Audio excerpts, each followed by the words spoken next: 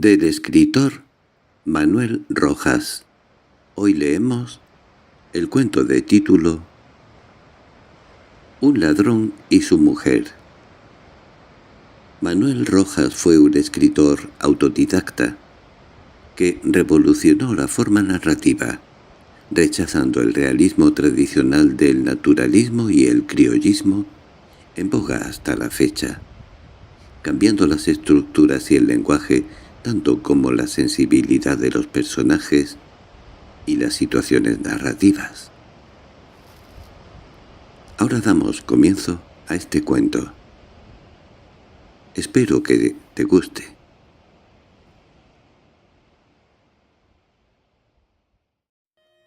Un ladrón y su mujer. Un cuento de Manuel Rojas. Una tarde de principios de invierno, en aquel pueblo del sur, una mujer apareció ante la puerta de la cárcel. Era una mujer joven, alta, delgada, vestida de negro. El manto le cubría la cabeza y descendía hacia la cintura, envolviéndola completamente. El viento que a largas zancadas recorría las solitarias callejuelas del pueblo le ceñía la ropa contra el cuerpo, haciéndola ver más alta y delgada. Tenía la piel blanca y los ojos claros. Estuvo un largo rato mirando la vieja y torcida puerta de la cárcel. Detrás de la reja, más allá del ancho corredor, un gendarme con aire aburrido se paseaba con su carabina al hombro. Por fin, la mujer avanzó y entró decidida. Llevaba un paquete colgando de la mano izquierda. —¿Qué quiere? —preguntó el guardia, interrumpiendo su paseo. —Quisiera —dijo la mujer—, pero en el mismo instante el gendarme gritó con voz gruesa: —¡Cabo de guardia! —¿Qué te pasa? —respondió una voz delgada desde el interior. —Aquí hay una mujer que quiere... —empezó a decir el soldado, pero como no supo qué agregar se encogió de hombros y comenzó su paseo. Apareció un vejete chico, delgado, de bigote blanco, vestido de uniforme, con gorra torcida sobre la oreja y un gran manojo de llaves en la mano. —¿Qué quiere, señora? —preguntó con voz amable. La mujer se acercó a la reja. —Aquí hay un preso que se llama Francisco Córdoba. —Francisco Córdoba, espere —respondió el cabo, rascándose la cabeza e inclinando más con este movimiento la gorrilla sobre la oreja. —Francisco Córdoba, sí. Uno delgado, moreno, de bigote. —Sí. —¿Y qué? Yo soy su mujer y quisiera verlo para entregarle una ropa que le traigo. Ahora no va a poder verlo, es muy tarde. La ropa puede dejarla con confianza. Yo se la entregaré. —Y estos 20 pesos. —¿Quiere mandarle 20 pesos? Muy bien, démelos. No tenga cuidado, señora —agregó risueño, viendo que la mujer dudaba. —Sí, tome —dijo ella—. Si quiere hablar con él, venga mañana temprano. —Bueno, muchas gracias. —De nada, señora. Vaya tranquila. Todavía no había salido cuando el cabo, dándose vuelta hacia adentro, gritó con voz estentórea: —¡Francisco Córdoba! —respondió de lejos una voz que ella conocía, la voz de su hombre. Se detuvo, con la esperanza de oírla de nuevo, pero ningún otro grito salió de aquellas murallas húmedas. —Francisco Córdoba. —¿Qué hay, mi cabo? —preguntó el preso. —Toma. Tu mujer ha venido a verte y te manda este paquete y estos 20 pesos. —¿De veras, mi cabito? ¿Y por qué no me deja hablar con ella? —Ya es muy tarde, vendrá mañana en la mañana —respondió el cabo, abriendo la puerta y entregando al preso el paquete y el dinero. —Muchas gracias, cabo. —Abre el paquete. —Enseguida. El paquete contenía ropa interior limpia. El cabo echó una mirada de reojo y cerrando la puerta del calabozo se fue. Pancho Córdoba, contento, cantando de gozo, empezó a cambiarse la ropa. Su mujercita había venido, trayéndole ropa limpia y dinero, tan linda y tan fiel. Desde donde la llamara, por muy lejos que estuviera, venía siempre a verlo. Ni una vez faltó al reclamo de su hombre en desgracia. Se enterneció pensando en ella, tan seria, tan humilde, tan maternal, siempre sin quejarse, llena de solicitud y de atención. Pancho Córdoba era un hombre delgado, moreno, de bigote negro. Vestía siempre muy correctamente. Era un poco jugador y otro poco ladrón, poseedor de 1000 mañas y de 1000 astucias, todas ellas encaminadas al poco loable fin de desvalijar al prójimo. ¿Qué es lo que no sabían hacer las manos de Pancho Córdoba? Desde jugar con ventaja al póker, al monte o a la brisca, hasta extraer un billete de banco por muy escondido que estuviera en el fondo de los ajenos bolsillos, todo lo hacía. Era un verdadero pájaro de cuenta, hábil, alegre, despreocupado. Lo habían detenido en la estación, en ese pueblo, en los momentos en que pretendía dejar sin su repleta cartera a un respetable caballero, y a pesar de su arte de indignación, de su chaqué y sus protestas de honradez, fue enviado rectamente a la cárcel. Una vez que se hubo cambiado de ropa, se sintió otro hombre, y se paseó con aire de importancia por el calabozo. Mañana vendría su mujer, haría algunas diligencias, gastaría algún dinero y seguramente lo pondrían en libertad. Conocía el sistema. 2 horas después, los presos fueron sacados de sus calabozos y llevados al patio. Antes de las 8 era costumbre pasar lista a los detenidos. Esto servía también como recreo para los reos.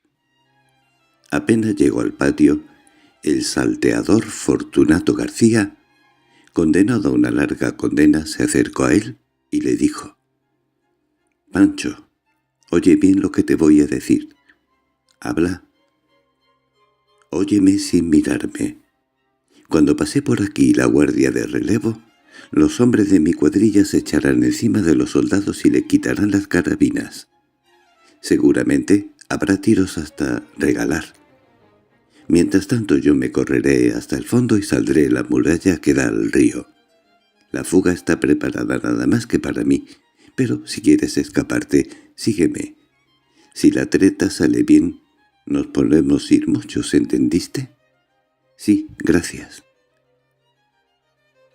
«No me des las gracias todavía porque es muy posible que si la cosa sale mal nos peguen un tiro. Atención». Al principio el proyecto le produjo un poco de miedo a Pancho Córdoba. Él no era hombre de tiros ni de situaciones trágicas.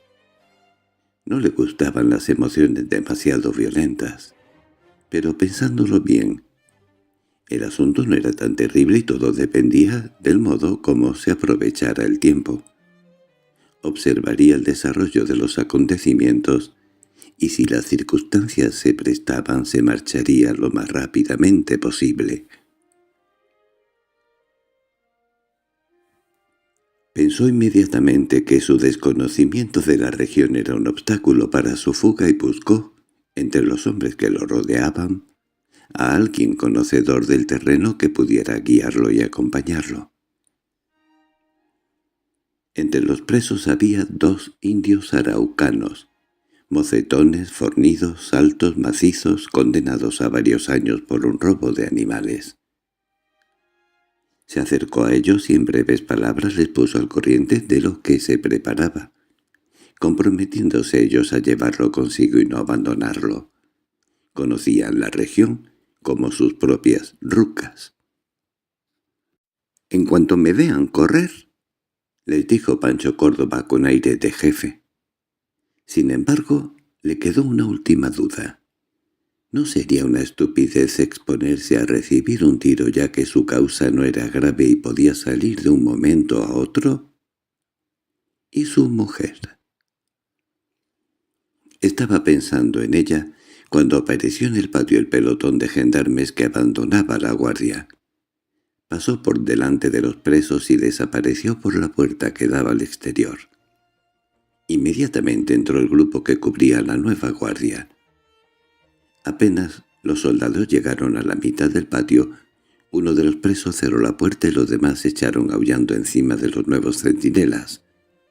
Gritos de violencia y quejidos de angustia se oyeron. A Pancho Córdoba se le encogió el corazón. Miró hacia el fondo del patio y vio que Fortunato García se lanzaba al aire desde lo alto de la muralla.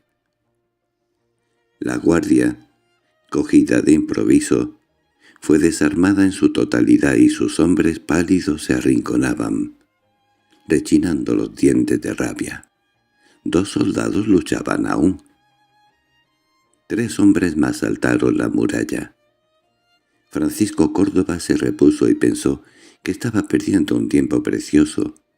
Hizo un rápido cálculo y vio que todavía disponía de 10 o 15 minutos para ponerse a salvo. Además, ya era casi de noche y sería fácil escurrirse entre las sombras. Sin saber cómo, se encontró lo alto de la pared, saltó en el aire y apenas tocó el suelo apretó a correr derecho. 1 minuto después los indios corrían a su lado. —¡Por aquí! Se desviaron un poco y llegaron a la orilla de la barranca del río. —¡No hay camino! ¡Tírate! —gritó uno de los indios lanzándose al vacío. Llevado por el ímpetu de la carrera, Pancho Córdoba no tuvo tiempo de reflexionar y cerrando los ojos saltó. Cayó en una pendiente de tierra suelta que se desmoronó y fue a dejar rodando a la orilla del río. El indio más joven corría ya sobre el agua, chapoteando delante de Pancho. El otro venía detrás. Subieron la pendiente contraria y se encontraron en la orilla del río, frente al campo inmenso, nerviosos y entusiasmados por la fuga. En ese momento se oyó el primer tiro en la cárcel, y como si esa hubiese sido la señal de partida, los 3 se echaron a correr como locos. Los faldones del caché de Pancho Córdoba volaban detrás de él. No supo cuánto tiempo estuvo corriendo. Con los puños cerrados llenos de una alegría frenética, corría detrás del indio joven, procurando mantener la distancia. El indio corría con un trote largo elástico, sostenido, resoplando como un caballo. El otro marchaba detrás de Pancho, y él sentía su respiración rítmica y su paso liviano resonando en el silencio del campo.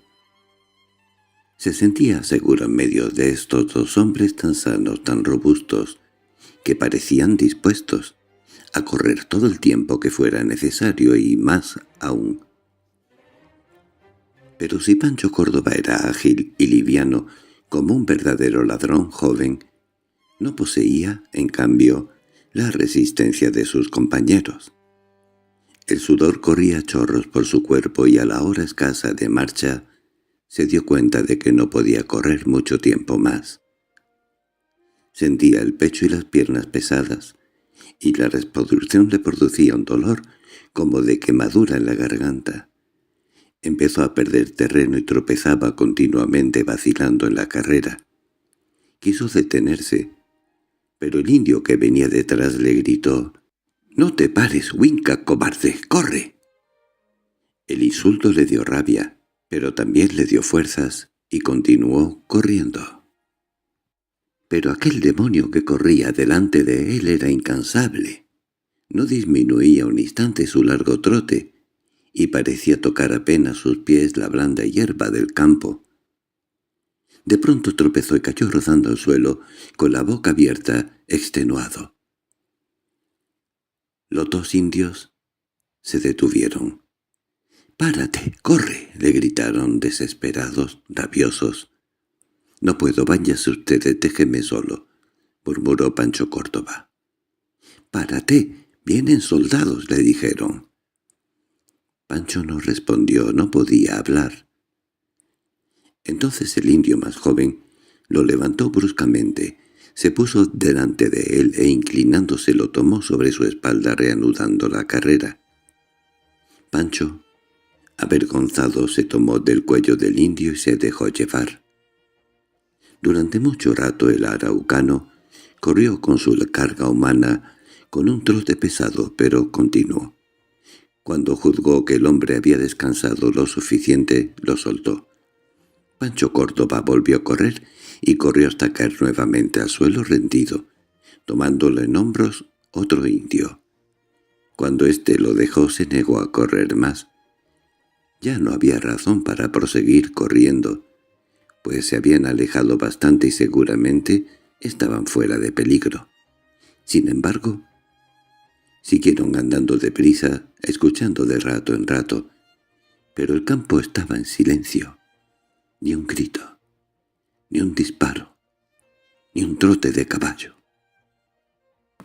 La oscuridad era profunda, y en medio de ella marchaban los tres hombres mudos respirando fatigosamente. Al día siguiente, muy temprano, la mujer de Pancho Córdoba se encaminó hacia la cárcel. Había tenido noticias de la evasión, pero sin saber detalles de ella. Estaba pálida y demacrada. Apenas había dormido esa noche. En la oscuridad de su pieza, medio dormida, medio despierta, veía a su marido muerto, tendido de bruces en el suelo o huyendo, perseguido por un soldado que le hacía fuego sin poder herirlo. Otras veces lo veía libre, sonriendo o herido, afirmado en un árbol pálido mirándola tristemente mientras ella lloraba. ¿Hasta cuándo viviría ella así? Todos los trances angustiosos en que él se encontraba a menudo, todos los peligros que corría, las prisiones, las fugas, los procesos, todo ese dolor continuo que forma la vida de un delincuente, recaía únicamente sobre ella. Él soportaba los acontecimientos, los vivía. Ella los sufría viviendo siempre angustiada, recibiendo en su corazón de mujer todo el oscuro dolor de la vida de su hombre. Resignada, silenciosa, iba de allá para acá, siguiéndolo en sus vicisitudes. Había unido su vida a la de ese hombre, queriéndolo, sin saber que era ladrón. Cuando lo supo lo quiso más, sintiendo hacia él un cariño de madre y de hermana. Antes de llegar a la puerta de la cárcel, se detuvo indecisa. ¿Se habría fugado o no habría podido hacerlo? ¿Estaría herido o muerto? ¿Qué hacer? Por fin se decidió a entrar. Detrás de la reja se paseaba un gendarme con el arma al hombro, pero éste no tenía el aire aburrido que tenía el de la tarde anterior. Éste se paseaba resueltamente con aspecto de guapeza y de desafío. —¿Qué quiere? —preguntó deteniéndose y echando una mirada terrible sobre la mujer. —Quisiera hablar con el cabo de guardia. —¡Cabo de guardia! —gritó él. Un hombre alto y moreno acudió. La guardia había sido cambiada y el simpático vejete de la gorrilla ladeada estaba descansando. —¿Qué pasa? ¿Qué quiere, señora? —preguntó con voz brusca. —Es que el otro cabo me dijo que podía venir hoy en la mañana a ver a mi marido. —¿Quién es su marido? —Un detenido, Francisco Córdoba. —¿Francisco Córdoba? —preguntó el cabo, sorprendido. —Sí, yo vine ayer a hablar con él, y el otro cabo me dijo... —Sí, espere. —¿De momento que usted es la mujer del reo Córdoba? —Sí, yo soy. —Muy bien, pase. Abrió la reja y la mujer entró. —Venga para acá. La hizo entrar en un cuartucho donde había una mesa y una banca. Algunos grillos colgaban de la pared. —Siéntese. La mujer se sentó tímida. Había notado que el cabo le dirigía furtivas miradas como queriendo sorprenderla. Además, su voz estaba llena de malicia. El hombre se plantó ante ella. —¿Así es que usted quiere hablar con el preso Francisco Córdoba? —preguntó irónicamente. —Sí, señor. El gendarme la miró de arriba abajo y después de un momento preguntó: —¿Usted no sabe lo que pasó anoche aquí? —No, señor. Mentía ella. Hubo una fuga. Los presos atacaron a la guardia e hirieron a 2 soldados. Su marido fue uno de los cabecillas. —¿Usted no sabía que se estaba preparando una fuga? —No, señor, nada. —No sabía nada, ¿no? —¿Usted es de aquí del pueblo? —No, señor. Llegué ayer de Santiago. —¿Él no le dijo nada a usted? —Si no pude hablar con él. El cabo cayó mirando a la mujer. Después le dijo repentinamente, queriendo confundirla: —¿Usted ha venido al pueblo a preparar la fuga? —No. Él me escribió a Santiago pidiéndome que trajera ropa y dinero nada más. ¡Qué casualidad! Llegar el mismo día de la evasión y dice que no sabe nada. La mujer con la cabeza inclinada sentía caer sobre ella la mirada y las palabras del cabo. Con las piernas abiertas, balanceaba el cuerpo haciendo sonar el llavero que llevaba colgado de la mano izquierda. —¿Y usted no sabe dónde está su marido? —¿Se arrancó? —preguntó ella anhelante. El hombre largó una risotada. —No alcanzó a irse. Está aquí bien guardado. Espérese un momento. Salió y volvió acompañado de un sargento. Ante la puerta conversaron los dos en voz baja. El sargento miraba de vez en cuando a la mujer. Terminada la conversación, avanzó hacia ella y le dijo: «Usted va a quedar detenida. Necesitamos hacer algunas averiguaciones». La mujer no protestó. Sabía que era inútil. «Vaya con el cabo. Por aquí». El cabo guió a la mujer por una ancha galería de celdas y calabozos. Afirmados en los barrotes de las rejas, mudos, tristes, algunos presos miraron a la mujer y al cabo. No hacían un movimiento ni decían una palabra, no había ni sorpresa ni pena en sus rostros. Habían perdido toda expresión y parecían formar parte de aquellas rejas, de aquellas paredes y de aquellas tablas de las tarimas. «Está triste la gallada», murmuró el cabo irónicamente. «Se les dio vuelta la tortilla». Aludía al poco éxito de la fuga, atribuyendo a ello la causa del silencio y de la tristeza de los presos. Por fin, en el último calabozo de la galería, fue encerrada la mujer. Al entrar vio sobre la tarima una frazada mancha de sangre, extendida sobre un bulto que parecía el de una persona. No dijo una palabra, pero apenas el cabo cerró la puerta y se fue, avanzó hacia la tarima, cogió la frazada de una punta y tiró hacia atrás, con miedo, temiendo ver de pronto aparecer el rostro pálido de su hombre. El muerto no era su marido. Lo tapó cuidadosamente y fue a pararse ante la reja del calabozo. Después de irse el cabo, los presos habían comenzado a hablar en voz baja, de calabozo a calabozo, y ella sentía el cuchicheo a lo largo de la galería. Escuchando estaba cuando cerca de ella una voz la llamó desde un calabozo. «Señora, señora». «¿Qué quiere?», respondió sin ver al que llamaba. La voz era suave y el que hablaba parecía tener el propósito de servirla o ayudarla. «¿Por qué la traen a usted?», preguntó. «Vine a ver a mi marido que está preso aquí. Me han dicho que anoche hubo una fuga y he sido detenida mientras hacen algunas averiguaciones». «¿Y quién es su marido?», preguntó la voz. «Francisco Córdoba». «Pancho Córdoba. Se fugó anoche con 6 reos más, informó la voz. —¿Se fugó? —Sí, señora, alégrese. La noticia corrió rápidamente por la galería. La mujer de Pancho Córdoba estaba allí. El tono de la conversación subió alegremente. La única distracción del momento la constituía el hablar de los que habían logrado fugarse. Durante mucho rato estuvo oyendo contar los detalles de la evasión. La tranquilizaron los presos diciéndole que su situación no era comprometedora y que tan pronto prestara la primera declaración la pondrían en libertad.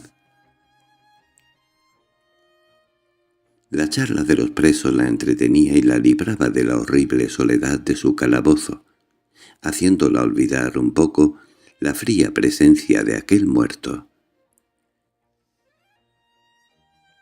Pero transcurrió el día y vino la tarde helada, silenciosa. El rumor y el cuchicheo se fueron apagando poco a poco y por fin la mujer quedó aislada entre las paredes del calabozo. Hasta muy entrada la noche se mantuvo afirmada en la reja de pie, sintiendo su espalda algo molesto y extraño, procurando oír alguna voz, algún rumor de pasos, algo que la acompañara en su soledad. Por fin sintió frío y cansancio. El viaje que había hecho hasta la capital, la mala noche pasada, la falta de alimentación, la rindieron. Se acurrucó en un rincón, pero el frío era demasiado intenso y le impedía dormir. Se levantó y, haciendo un gran esfuerzo de valor, fue hacia el muerto y tomando la frazada de una punta empezó a descubrirlo. Cuando la hubo retirado completamente, caminó a puntapiés hasta un rincón, se arrebozó en la frazada y se sentó en el suelo. Se quedó profundamente dormida. Durante 5 días permaneció en la cárcel sin ser interrogada. El juez había sido llamado a la capital y ella tuvo que esperar su vuelta, pacientemente, resignada con su suerte. El cabo pequeño, el vejete de la gorrilla ladeada, venía siempre a hablar con ella, a acompañarla y procuraba entretenerla contándole historias y chascarros.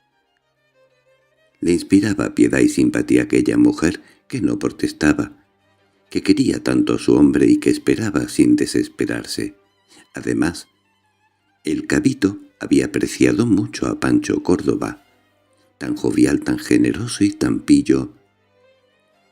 A las horas de la comida venía a dejarle personalmente la ración, un guisote horrible que ella no podía soportar. «Hay que comer, hija mía», le decía paternalmente. «El que no come no digiere y para vivir hay que comer y digerir. Haga un empeñito. Mire, tápese la nariz, cierre los ojos y échese una cucharita a la disimulada». Ella reía y consentía en comer para agradar a aquel viejo tan simpático. Por fin, al 6.º día, habiendo regresado el juez, fue llevada a declarar y como su declaración y la de la dueña de casa donde vivía una tarde y una noche fueron satisfactorias, fue puesta en libertad. Desde la cárcel se fue hasta la estación, sola, silenciosa, tal como había llegado, y allí estuvo sentada hasta que llegó el tren. Cuando subió, sintió que la chistaban llamándola. Se dio vuelta y vio en un rincón del coche a su marido, a Pancho Córdoba, que le sonreía tiernamente. Al verlo sintió algo dulce y triste que le oprimía la garganta y el corazón y empezó a llorar calladamente, sin sollozar, como si se propusiera no hacer ruido. Él la tomó de un brazo y la sentó a su lado acariciándola. Estaba locuaz y hablaba alegremente. —¿Te tuvieron presa todo este tiempo? —Ya lo suponía. Fíjate que me fugué con 2 indios araucanos que me llevaron en hombros cuando me cansé de correr.